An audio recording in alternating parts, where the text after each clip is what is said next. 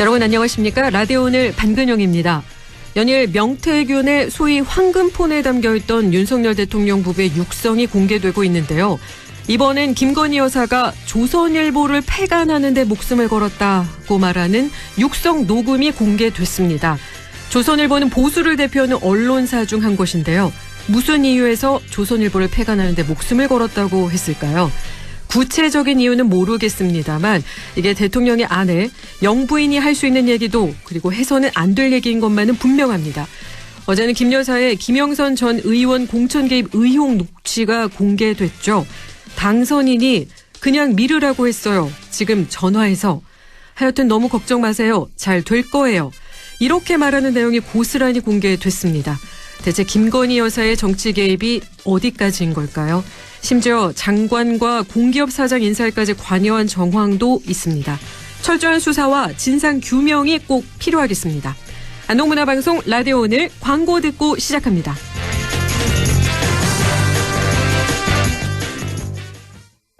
안녕하세요. 이찬원입니다. 발이 편하면 하루가 편하죠. 바로 서서 바로 신는 바로인 슈즈.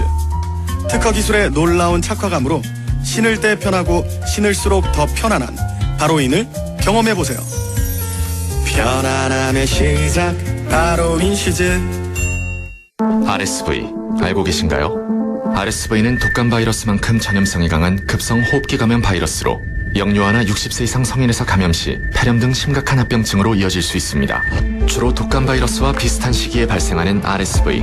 자세한 내용은 의사와 상담하세요. 이 광고는 RSV 질환인식 캠페인입니다. 2월 26일 수요일 라디오 오늘입니다. 1부에서는 자동차에 필요한 귀한 정보 전해드립니다. 김필수의 차필 귀정, 대림대학교 자동차학부 김필수 교수 연결해 함께 이야기 나눠보겠습니다. 2부 이슈 오늘에서는 봉화군 법전면에 꿈의 도서관이 문을 열었다는데요. 잠시 후 봉화군 법전면 새마을문고 박용세 회장과 자세한 이야기 나눠보겠습니다. 이어서 인사이드K 배종찬 연구소장과 함께 각종 설문조사의 결과를 갖고 우리 사회를 분석해보는 시간인데요. 배종찬의 리서치 오늘 함께하겠습니다. 라디오 오늘 유튜브로도 다시 들을 수 있습니다. 많은 애청 바랍니다.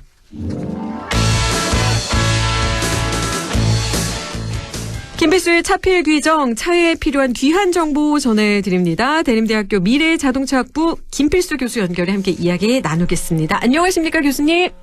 네, 안녕하세요. 겨울이 끝나가려고 하고 있는데요. 이맘때 포트홀, 도로 파임으로 인한 사고가 많이 발생하는데 최근 포트홀이 많이 발생하는 이유 한번 살펴볼까요?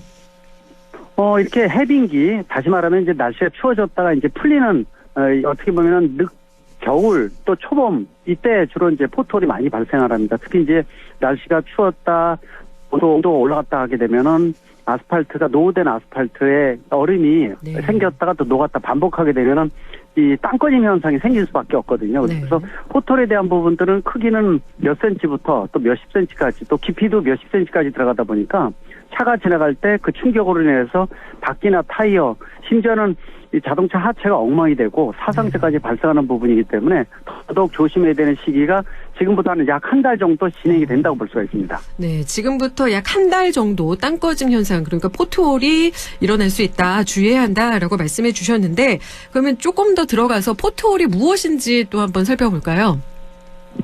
일반적으로 이 노후된 아스팔트 같은 경우에는 이 아스팔트 상태가 나쁜 상태가 됩니다. 이 상태에서 물이 얼었다 녹았다. 특히 이제 염화칼슘도 이런 거를 촉진시키는 하나의 역할이 될 수가 있어요. 그러다 보니까 노화된 부분에 어떤 지탱을 못하고 이 꺼지는 거죠. 땅이 일부분 꺼져서 구멍이 생기는, 그래서 노후된 아스팔트에 주로 많이 발생한다고 볼 수가 있습니다. 이거와 비슷한 것 중에 하나가 이제 싱크홀이라는 게 있지 않습니까?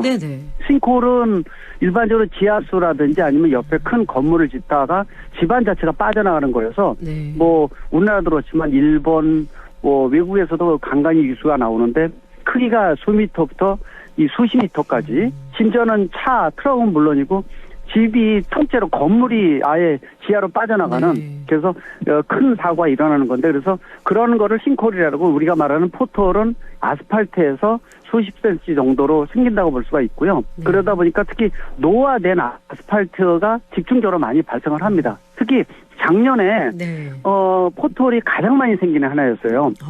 근데 올해도 그거에 못지않을 만큼 많이 발생한다는 것은 것은 그만큼 노후화된 도로는 더더욱 운행할 때 주의하셔야 된다고 말씀드릴 수가 있습니다. 네, 몇 센티미터에서 몇십 센터까지 이렇게 푹 파이는 땅꺼짐 현상의 포트홀인데 노후된 아스팔트에서 많이 일어난다라고 말씀해 주셨는데요.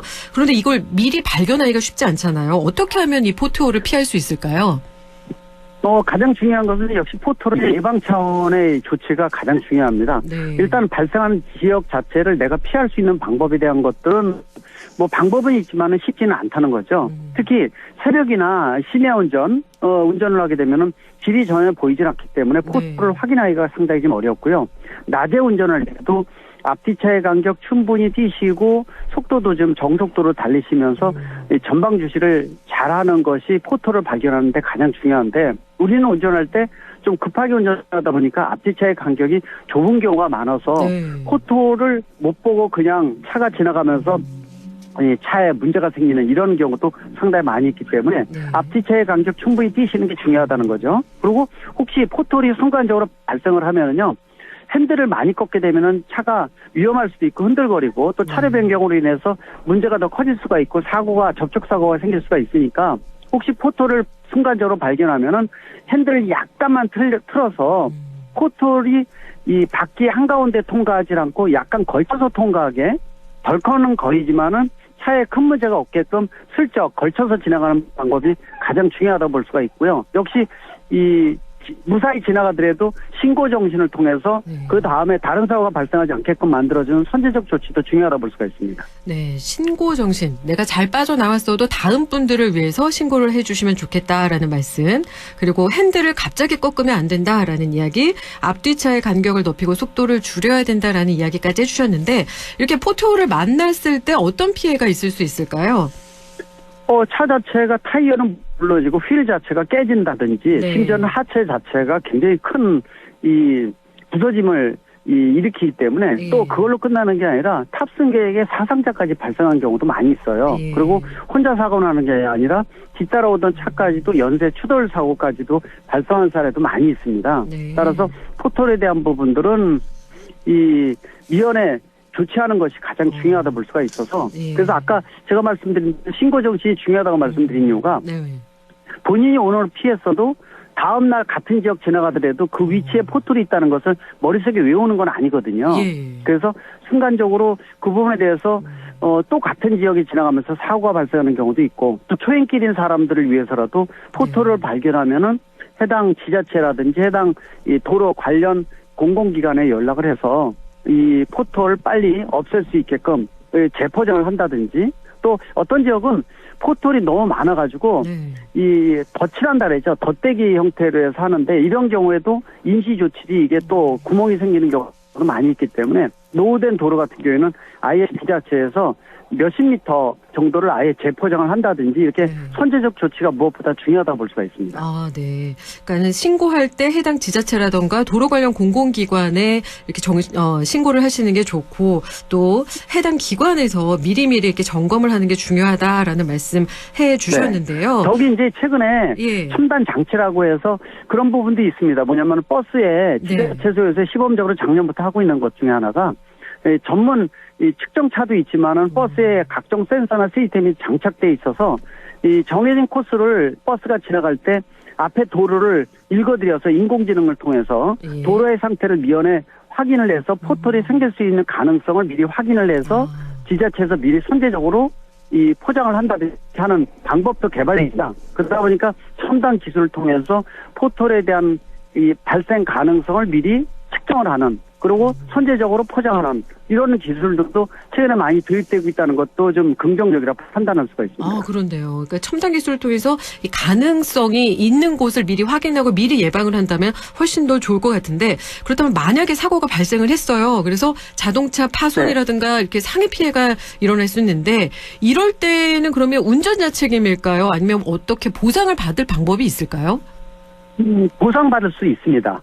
그냥 이 도로에 관할 관청에 연락을 해서 근데 이제 혹시라도 이 포털에 의해서 차가 부서졌다든지 관련 사고가 발생을 하면은요 일단 이 영상 블랙박스가 전체 차량의 약 80%가 탑재되는 게 우리나라 현실이라고 볼 수가 있어서 네. 영상 블랙박스를 확보를 해야 되고요. 네. 어떤 시간대에 어떻게 사고가 생겼는지 또 주변의 여러 가지 정황 또 시간대도 잘 보셔야 돼요. 네. 그래서 그 관할구청에다가 관련 증거 자료를 제출을 해서 보상 청구를 하게 되면은 일부 보상을 받을 수가 있는데 네. 100% 보상받는 경우가 많지는 않아요. 왜 그러냐면은 이 전방 주시의 책임에 대한 의무가 본인한테 있거든요. 네.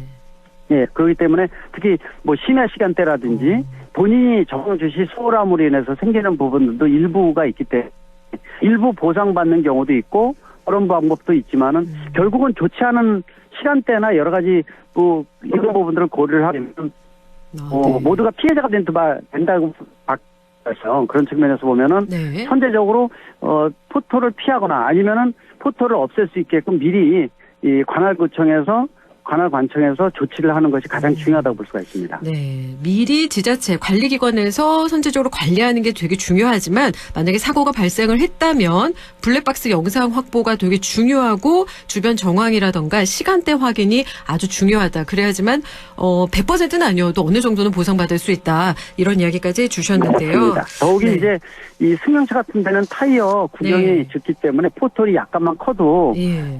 바퀴가 빠지면서 차가 부서지는 경우가 많이 있는데 트럭 버스 같은 경우에는 타이어가 크기 때문에 네. 조그만 포털 같은 데는 그냥 넘어가기 때문에 차에 문제가 생기지는 않지만은 예. 일반 승용차 같은 경우가 더더욱 포털에 취약하다고 볼 수가 있어서 구멍이 한번 생기기 시작하면은 다음날 구멍이 점점 커지는 게 또 포털입니다. 그래서 네. 아까 신고 정신을 통해서 선제적 조치가 이걸 하게 되면은 본인은 물론 다른 차의 사고도 미연에 방지할 수 있다는 측면에서 혹시 발견하시면은 꼭 신고를 하셔서 이 부분들을 선제적으로 조치하는 부분들, 그 부분에 대한 것들을 강조하는 부분이 중요하다고 볼 수가 있습니다. 네. 그러니까 미리 예방하는 게 가장 중요한데 지금부터 한 달 동안 이 포톨은 특히나 심할 수 있다 이런 얘기 해주셨고 또 이맘때 블랙아이스 사고도 주의해야 한다고요? 맞습니다. 이 블랙아이스도 역시 이제 겨울철이 끝나가면서 이 블랙아이스 자체는 특히 아스팔트가 영하 3, 4도 또 영상 4도 정도 있을 때 특히 전날에 뭐 습기가 많이 있거나 비가 왔을 때 온도가 급격히 내려가게 되면은 특히 새벽 운전하시는 분들한테 이 시커멓게 아스팔트까지 보이지만 얇게 얼음이 얹은 상태인데 모르고 지나가다가 그냥 미끄러지면서 대형 사고가 생기는 경우도 많이 있거든요. 아직도 블랙아이스에 대한 부분들이 상당히 많이 기간이 몇 주 동안에는 상당히 좀 조심을 하셔야 됩니다. 그런 측면에서 포털과 블랙아이스가 아직도 운전할 때 조심하셔야 되고요. 또 항상 가는 길이 아닌 초행길인 경우에는 더더욱 그 정보가 없기 때문에 이런 부분에 위험성이 노출돼 있다는 거. 그래서 더더욱 안전운전의 중요성을 강조할 수가 있습니다. 네, 아직 안심하기는 이르구나. 네, 3월 말까지는 여러분께서 블랙아이스, 포톨 사고 조심하시고요. 또 미리 또 예방하는 관리기관 또 지자체의 활동이 또 필요하구나라는 생각이 듭니다. 오늘 말씀 여기까지 함께하겠습니다. 고맙습니다. 네, 감사합니다. 지금까지 김필수의 차필규정 대림대학교 미래자동차학부 김필수 교수와 함께 이야기 나눴습니다. 라디오 오늘 1부 여기까지고요. 잠시 후 2부에서 뵙겠습니다.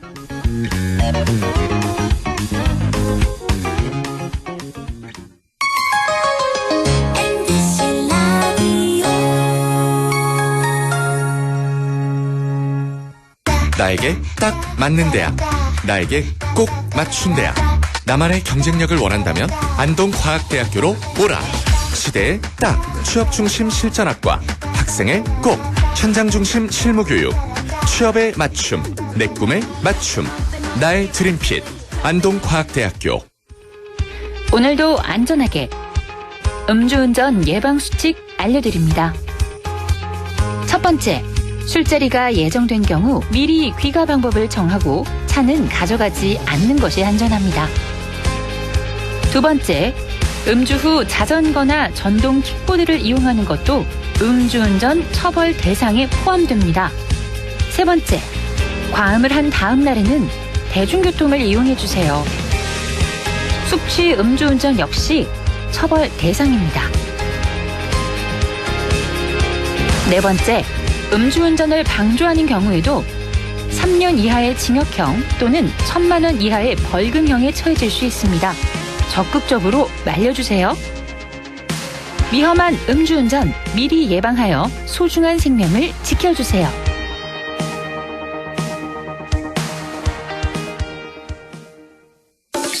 나는 가족 부자입니다. 얼마나 부자냐면요. 우리 집에 와서 나를 챙겨주는 돌보미 이모도 있고요. 아빠가 육아휴직할 때 회사를 지켜주는 삼촌들도 있어요. 때마다 예방주사 놔주는 간호사 오빠. 첫 만남 이용권으로 내 동생도 챙겨주는 공무원 언니까지. 우리 가족 진짜 많죠? 여러분도 올해는 꼭 가족 부자 되세요. 다 같이 키우고 다 같이 행복하게. 공익광고협의회.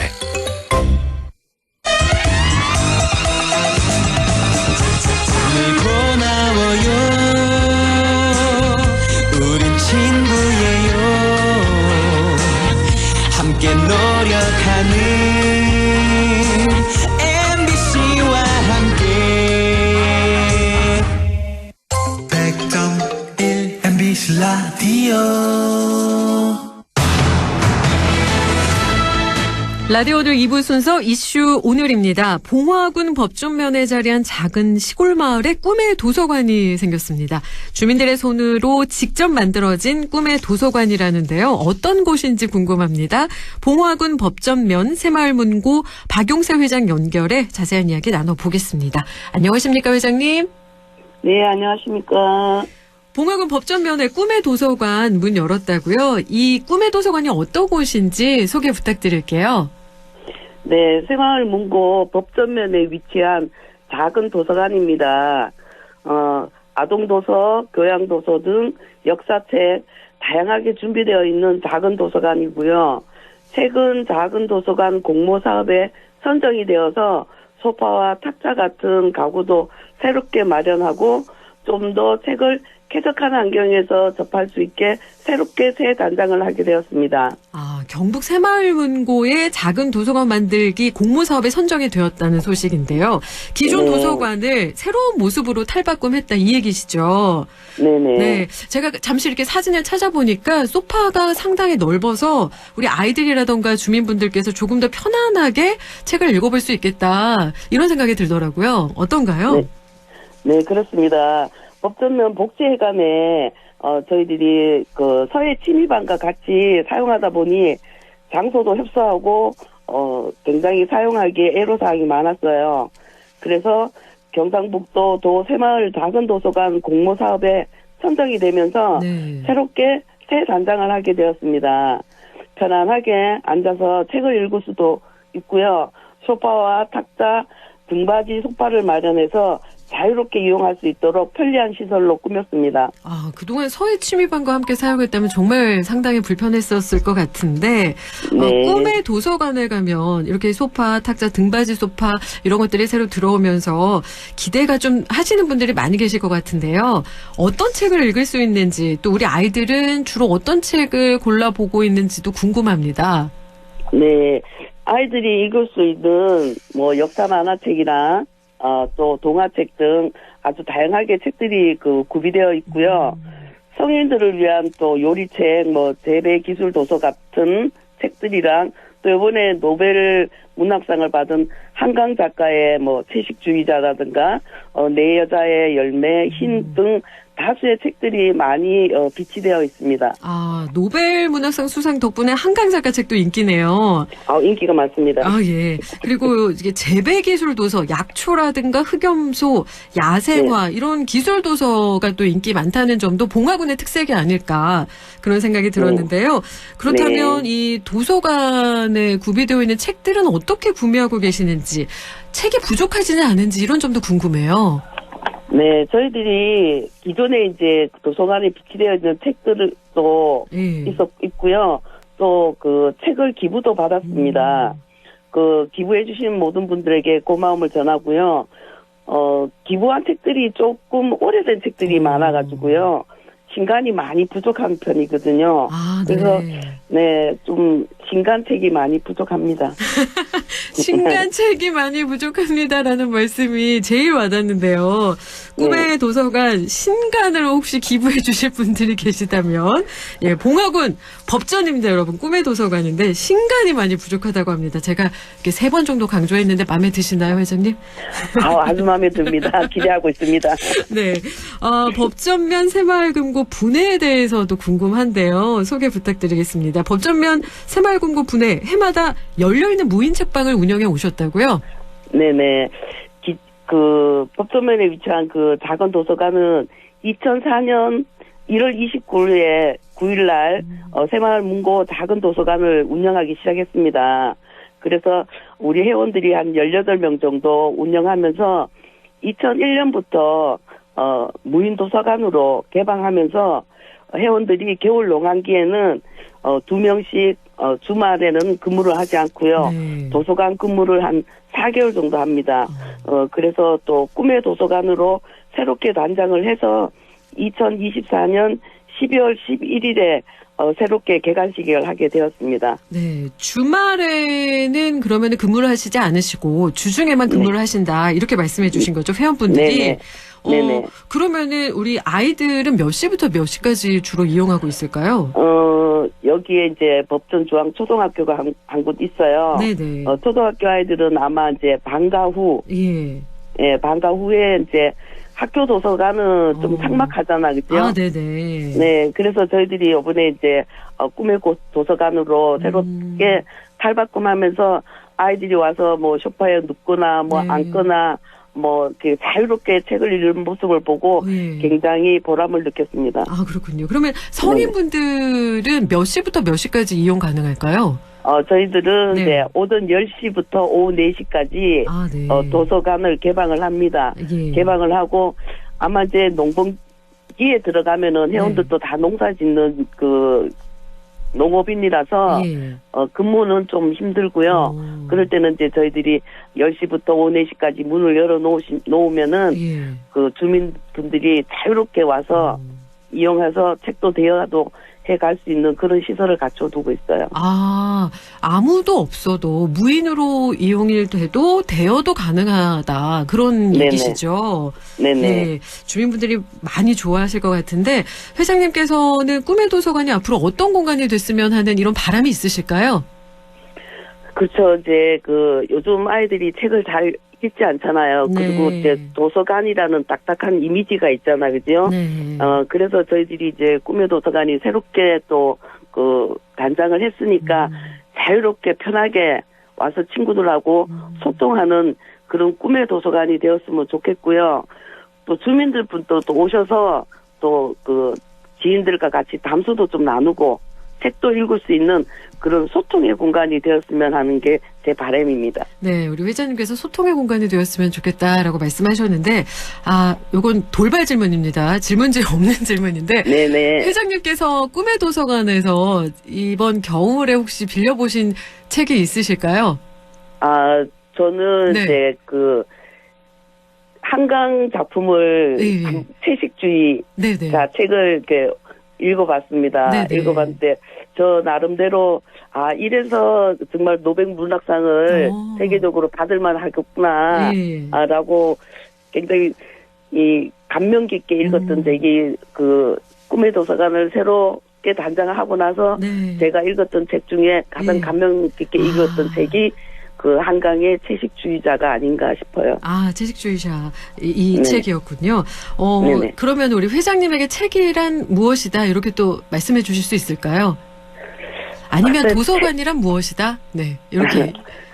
그 책이라는 사실 저희들 어릴 때는 부모님들이 책 읽으라 그래서 읽기도 했잖아, 그죠? 네네. 그래도 저도 이렇게 아들을 하나 키우다 보니까 책을 읽으라 그랬더니 어느새 자기 스스로가 책을 읽더라고요. 네. 그래서 그 부모님이나 모든 사람들이 책이 항상 내 주변에 있으면은 한 번쯤은 책장을 넘겨보지 않을까. 그래서 책은 진짜 어떻게 보면 가깝고도 참 먼 같은 그런 느낌이 들어요. 책을 읽기는 읽어야 되는데 뭐 요즘 이제 뭐 핑계 삼아 요즘 컴퓨터나 인터넷이 그렇죠. 너무 발달을 돼 있으니까 전부 다 그냥 그 소설책도 휴대폰으로 다 읽잖아요. 그렇죠. 그죠? 맞아요. 네. 요즘 글씨도 잘 안 쓰는 그런 시대인데. 네. 근데 조금, 책을 좀 가까이 하는 습관을 한번 길러보는 것도 괜찮지 않나. 네. 그래서 저도 제 주변에 책을 옥수로 많이 둡니다. 아, 그러시군요. 네. 그냥 두는데, 네. 경우에 따라 책장이 안 넘어갈 때도 있고요. 예. 경우에 따라서는 두세 장 넘어갈 때도 있는데, 네. 꼭 완독을 해서가 아니라, 네. 그냥 내가 읽고 싶은 부분이라도, 한 부분이라도 좀 읽으면은 네. 습관화되지 않겠나 하는 그런 마음이 들어요. 그런 의미에서 꿈의 도서관이 소통의 공간이자 이렇게 또 함께 한 구절씩 읽어서 내 생활에 도움이 되는 공간이 되면 참 좋겠다 하는 생각이 드네요. 누구나 함께 할 수 있는 공간이니까요. 마지막으로 바라는 점이라든가 덧붙여서 말씀하고 싶은 점이 있으실까요?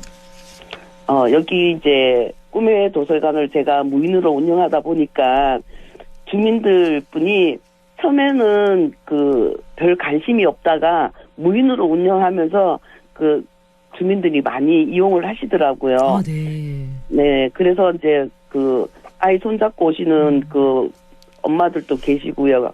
또 자기 지인들끼리 서로 모여서 그냥 도서관이란 자체가 굉장히 높은 턱이었잖아요. 네. 딱딱한 이미지로 네. 뭐 도서관에 왜 이런 이미지를 벗어나서 그냥 맘 편하게 오셔가지고 제가 무인으로 운영을 하다 보니까 그렇더라고. 오셔가지고 네. 또 같이 이제 저희들이 이제 차 종류를 다 비치를 하고 있어요. 네. 네, 그래 오셔가지고 차도 먹으면서 또 이제 책장도 한번 넘겨보고 네. 거기에서 이제 서로 간에 오래간만에 만나서 서로 담소도 나누는 그런 공간이 되더라고요. 그래서 네. 그럴 때마다 저도 굉장히 뿌듯함을 느끼고요.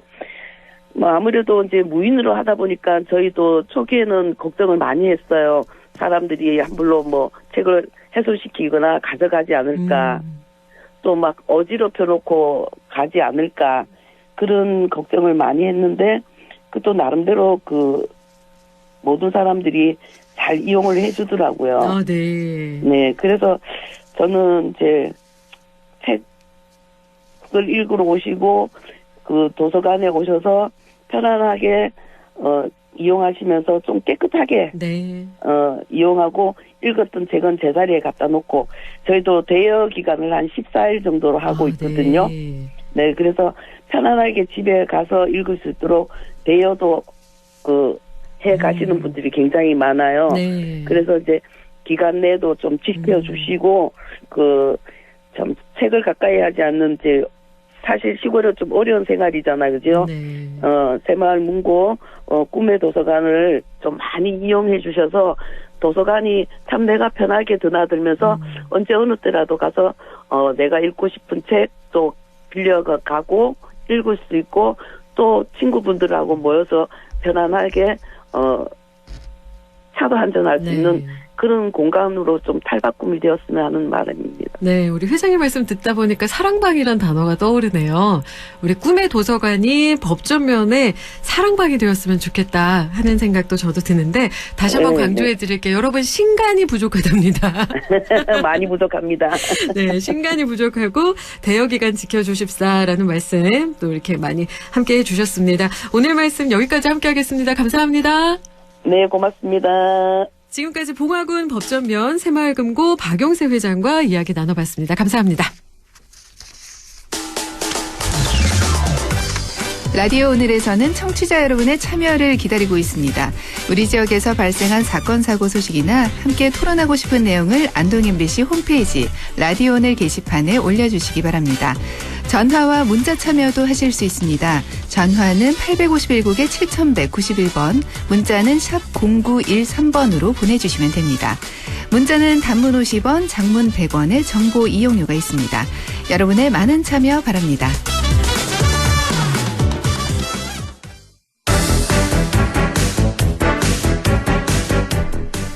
배종찬의 리서치 오늘 인사이드 K 배종찬 연구소장과 함께합니다. 안녕하십니까 배 소장님. 안녕하십니까 배종찬입니다. 네, 윤석열 대통령의 최종 변론 이야기부터 해봐야겠는데요. 네. 어떤 내용이었는지 한번 짚어주시죠.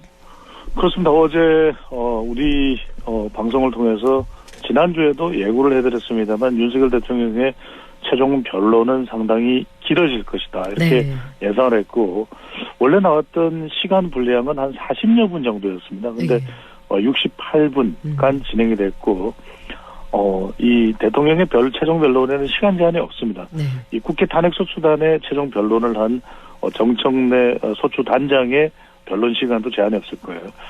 정리를 해보면 윤석열 대통령이 하고자 하는 말은 다 했다. 이렇게 보시면 될 것 같습니다. 무려 77쪽의 분량이었고요. 대체적으로 제가 이렇게 키워드를 말씀드리면은 대통령의 최종 변론 뉴스를 접하셨거나 또 MBC 뉴스를 접하셨거나 또 언론을 통해서 확인하셨을 텐데 계엄이라는 내용이 67회 등장을 했습니다. 네. 이 단어가 많이 등장한 이유는 윤석열 대통령이 비상계엄은 대통령의 통치행위다. 결코 이것은 내란을 획책한 것이 전혀 아니다. 네. 그리고 중앙선거관리위원회도 검증을 위한 것이었지 이 모든 것이 누구를 체포하지도 않았고 누구를 끌어내지도 않았다. 그렇기 때문에 자세한 내용은 재정 변론에서 밝히고 있습니다만 그것은 다 국민들을 위한 대통령의 통치 행위였다. 국민을 또 이야기를 많이 했습니다. 네. 그다음에 윤석열 대통령이 보통의 이전의 국정 운영에서는 자유민주주의, 자유가 많이 등장합니다만 이 최후 진술, 최종 변론에서는 자유가 등장하긴 합니다만 아주 많이 등장하지는 않습니다. 네. 왜냐하면 대통령이 이 정조준하고 있는 대상은 자유라기보다는 야당입니다. 거대 야당, 민주당인데요. 네. 특히 이제 계속 거대 야당이라는 표현을 많이 씁니다. 그러니까 오히려 거대 야당이 압박을 해왔기 때문에 이것이 이 압박이 국가 비상사태다. 이렇게 이제 윤석열 대통령은 정의 내리고 있는데 그랬던 것이고 또 하나는 이제 이걸 북한과 또 연결이 됩니다. 간첩이라고 하는 표현이 무려 25회가 등장을 하고 특히 이 간첩과 관련해서는 상당히 많은 시간을 할애하고 분량도 많습니다. 네. 이 민노총의 그동안의 174회의 대통령 탄핵 이 집회, 이 성격도 뭔가 간첩, 북한의 지령과 연관된 거 아니냐. 창원 간첩단 사건, 또 이 각종 이제 간첩단 사건 여러 개를 이제 윤석열 대통령이 검증하면서 이 모든 것들이 제대로 이 관련 법이 제정되지 않았기 때문에 사실상 건절이 되지 못했고 실제로 이제 이 전문성이 있는 국정원의 대공 기능이 문재인 정부에서 무너졌고 또 이 경찰로 넘어갔지만 경찰은 그 전문성이 확보되지 않았다.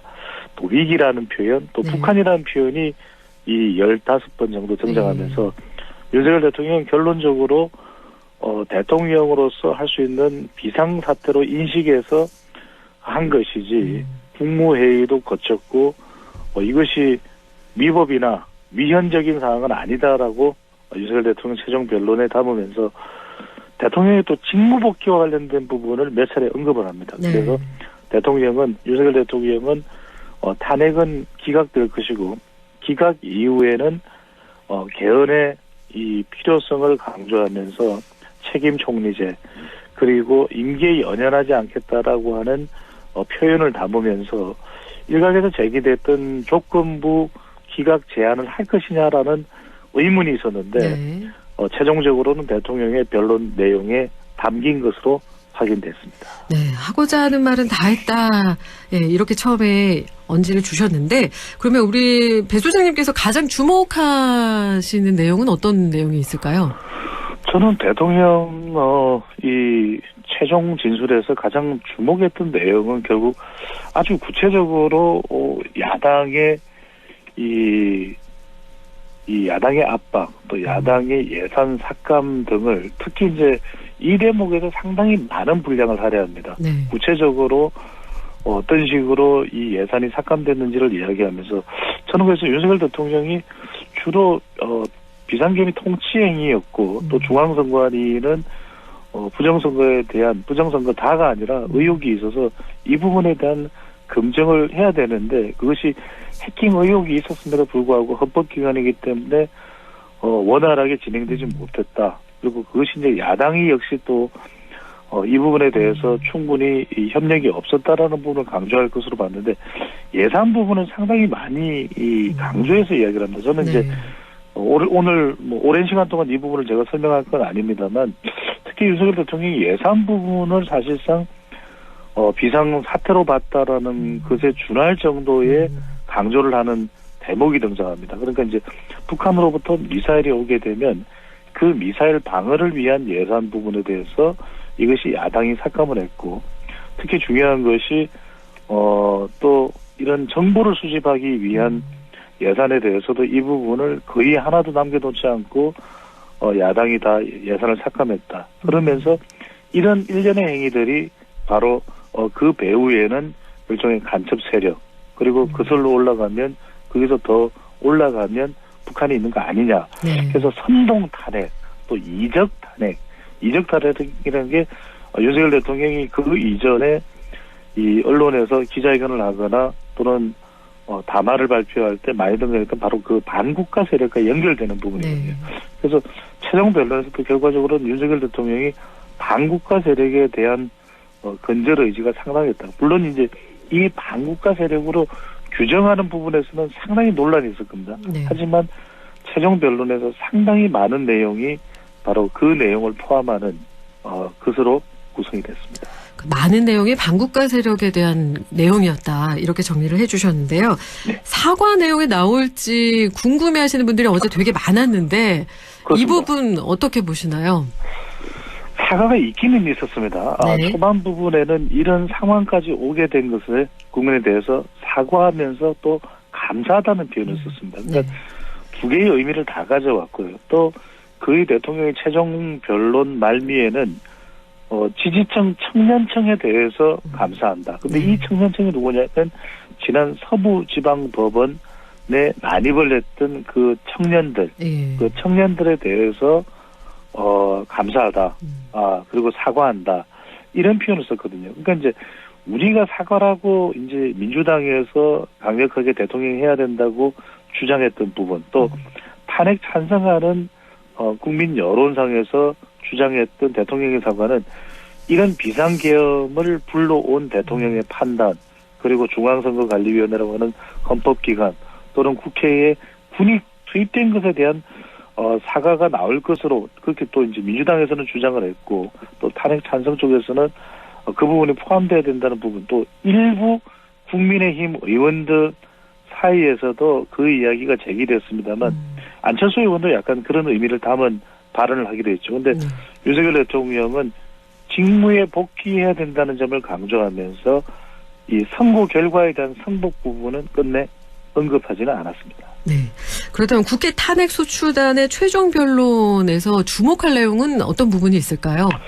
그렇죠. 국회 탄핵 소추단은 바로 이제 이 정청래 이 소추단장이 상당히 많은 시간을 본인이 이제 들여서 이 탄핵문을 탄핵 소추단의 최종 변론을 작성했다고 하는데 그 전에 이제 국회 측 대리인으로 나왔던 이광범 변호사의 발언도 좀 주목을 해볼 필요가 있습니다. 왜냐하면 피청구인은 윤석열 대통령을 이야기했는데 내란 우두머리죄로 구속 기소되어 재판을 받고 있습니다. 피청구인이 비록 헌법재판소에서 파면을 면한다고 해서 처벌을 면할 수 있겠습니까? 이게 재판을 또 다른 걸 받고 있으니까 다시 국정을 맡길 수 있겠습니까? 그러니까 이제 국회 측 대리인은 헌법재판소의 이 파면 또는 인용을 강조하는 이유 중에 하나가 물론 그동안 쭉 변론의 내용도 있습니다. 결국 지금 내란죄로 재판받고 있지 않느냐 윤석열 대통령이. 그러면 어차피 대통령직에 돌아갈 수가 없다. 그렇다면 그 상황과 혼란까지도 감안해서 윤석열 대통령이 판단을 내려야 된다라고 얘기를 한 것이고 많은 부분들이 이제 윤석열 대통령 대리인 중에 우리 반행국께서도 아시겠습니다만 이 김계리 변호사가 있거든요. 오늘 엄청 많이 얘기 나왔어요. 네네. 김계리 변호사가 상당히 좀 주목을 하실 필요가 있는 게 이 좀 감성에 호소하는 발언도 했습니다. 이 부분이 또 이제 헌법재판관들이 어떤 영향을 줄지 또 지켜볼 부분은 있겠습니다만 답안문을 천천히 읽어보았습니다. 제가 임신과 출산과 육아를 하느라 몰랐던 민주당이 저지른 폐악을 일당 독재의 파쇼 행위를 확인하고 아이와 함께 하려고 비우둔 시간에 뛰어들게 됐습니다. 저는 개몽되었습니다. 그러니까 변호인단의 이 최종 변론에서도 변호인단의 최종 변론인데 이 내용에도 결국 개몽론에 힘을 실었습니다. 그러니까 계엄령이 아니라 개몽령이다, 경고령이다. 이 부분을 또 강조하는 발언이 나왔습니다. 네, 이렇게 변론 과정이 마무리됐는데요. 최종 선고는 언제쯤에 될 것으로 보고 계신가요? 그렇습니다. 대략 제가 분석하기보다는 좀 데이터 분석 전문가니까요. 제가 이런 날짜를 분석하는 건 아닙니다만 대략적으로 이전에 이 두 번의 우리가 탄핵 심판이 있었지 않습니까? 노무현 대통령, 박근혜 대통령. 그 당시에 보면은 한 2주 정도 걸렸어요. 한 11일, 14일 정도. 그러면은 대략 한 3월 15일을 기준점으로 잡을 수 있는 3월 15일이 토요일입니다. 네. 발행국에서는 지난 두 번의 이 대통령 때의 탄핵 심판 선고가 무슨 요일에 나온지 아십니까? 무슨 요일에 나왔나요? 두 번 다 금요일입니다. 예. 금요일이에요. 그래서 이제 이 금요일인 이유는 이게 크게 영향을 줄 수 있기 때문에 주중보다는 바로 주말로 이어지는 금요일을 선택한 것으로 보이거든요. 그러면 지금 3월 15일을 기준으로 할 때 하루 앞에 있는 14일이 금요일, 또 21일이 한 주 떨어져 있는 21일이 금요일입니다. 근데 또 14일 한다 그러면 14일 왜 이렇게 서두르느냐는 이야기가 또 나올 수 있거든요. 그래서 제 예상에는 한 21일이 될 가능성이 높고, 보통 3, 4일 전에 대통령과 이 피청구인과 그 다음에 이 변호인단에 전달하기 때문에 대략 18일경, 제 분석입니다. 3월 18일경에 지금 또 하나 아주 흥미로운 것 중에 하나는 2월과 3월이, 2월이 짧기 때문에 2월과 3월이 날짜가 요일이 똑같아요. 똑같습니다. 2월 18일도 화요일, 3월 18일도 화요일인데 3월 18일 정도쯤에 윤석열 대통령과 이 대통령 변호인단에 날짜가 전달되지 않을까. 제 추론인데 대체적으로 이전의 상황을 좀 유추해봐서 많은 분들이 궁금해하시니까요. 뭐 단정적으로 제가 말씀드리는 거 아니고 대략 그럴 가능성이 높을 것으로 보입니다. 네. 지금 정치권 반응은 여당은 진정성 담긴 진술이다, 뭐 야당은 궤변이다 이렇게 나뉘고 있는데 어떤 선고 결과가 나와도 우리 국민들 승복할 수 있을까요? 어떻게 보세요? 못할 겁니다. 왜냐하면은 이걸 제가 이제 분석을 해야 되는데 이제 대통령이 그러면은 승복 발언을 승복하겠다라고 하는 그런 또 사과 발언을 최종 변론에 넣었으면 지지층들이 승복할 거 어려워요. 지금 너무 골이 깊어졌습니다. 제가 이 말을 하면서 모든 방송에서 많은 분들이 제 발언 내용을 분석을 이제 인용하시는데 8년 전에 탄핵이 진영간 고리 500m면 지금 85,000m입니다. 85,000m요. 85,000m. 그러니까 그 정도를 제가 비교를 하는 거거든요. 매우 깊습니다. 그래서 이건 왜냐하면 인용을 해도 받아들이기 어려울 거고요. 대통령이 기각을 원하는 쪽에서 또 기각을 하면 인용이나 탄핵 찬성한 쪽에서도 상당히 받아들이기 힘든데 이게 또 무엇이 걸려 있냐면은 방금 전에 말씀하셨던 대로 국민의힘 내부에서 나오는 반응도 상당히 이게 강하게 나오고 있습니다. 무슨 말씀이냐면 지금 이 대통령의 최종 변론에 대해서 오세훈 서울시장은 야당의 탄핵 국면에서 무력감을 느낀다. 윤석열 대통령이. 홍준표 시장 궁금하시죠? 홍준표 시장은 최종 변론이 진정성이 있었다. 탄핵 기각을 예상한다. 그러니까 홍준표 시장도 상당히 영향력 있는 대구시장이죠. 그런데 기각을 예상한다. 이렇게 말을 해버렸기 때문에 이렇게 되면 인용이 나오게 되면 상당히 큰 파장, 이건 승복이 어렵거든요. 근데 다만 안철수 의원이 지난 대통령 선거에서 윤석열 대통령과 단일화를 했었던 안철수 의원은 결이 다릅니다. 통합과 하회의 메시지가 없다. 또 현재 결정 승복 여부를 밝히지 않았다. 좀 비판 쪽으로 이렇게 메시지를 내놨거든요. 이 의미는 안철수 의원은 상당히 예상을 탄핵 인용 쪽으로 무게를 싣고 대선 출마를 저울질하지 않나 이렇게 분석을 해봅니다. 네, 마지막 질문 드려보겠습니다. 최근 정당 지지율이라든가 탄핵 찬반, 정권 교체냐 뭐 연장이냐 여부를 물어보면 격차가 벌어졌다, 뭐 좁혀졌다 이런 분석이 나오는데 지금 어떤 추세일까요? 지금 중도층 전쟁입니다. 많은 분들이 이재명 대표가 왜 중도 보수를 이게 뭐야 어리둥절한데 또는 박용진 의원까지 만났죠. 김부겸도 만나겠다, 다 만나겠다.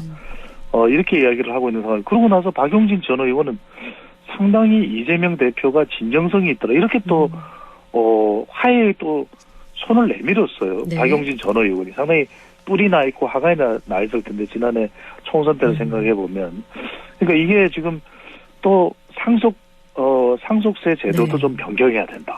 그러니까 과거에는 보수 정당에서 뭐 새누리당이나 자유한국당이나 국민의힘에서 이야기했을 법한 법안들을 또는 정책안을 계속 이야기하고 주 4일제를 하겠다. 그러니까 주 4일제는 사실은 우리가 많은 사람들이 흔들릴 거예요. 만약에 같은 월급을 받고 주 4일제만 된다. 너무 좋은데. 이건 제가 어떤 특정한 아이디어에 대한 힘을 싣는 것이 아니라 분명히 이제 중도를 겨냥한 것이거든요. 그래서 일각에서는 진정성이 있느냐, 표심을 얻기 위한 거 아니야. 근데 한 표, 두 표 또는 1%, 2%라도 지지율을 얻는다면은 그건 상당히 또 도움이 될 수 있는 것이거든요. 그래서 제가 말씀드리는 것은 이재명 대표든 아니면 국민의힘 또는 국민의힘 조기 대선이 만약에 있다면 거론되는 후보들의 전쟁은 5%의 전쟁이다. 오늘 검찰이 구형한 내용이 알려졌거든요. 이재명 대표의 공직선거법 위반 2심에 대해서 검찰 구형입니다. 이건 재판부의 선고가 아닙니다. 이 징역 2년을 또 구형을 했거든요. 근데 이런 상황에서 결국은 3월 달에 윤석열 대통령의 선고, 이재명 대표의 선고, 결과적으로는 중도층의 대전쟁이 될 것으로 보입니다. 중도층의 대전쟁이다라는 말씀까지 함께 하겠습니다. 오늘 말씀 고맙습니다. 감사합니다. 지금까지 리서치 오늘 인사이드 K 배종찬 연구소장과 함께했습니다.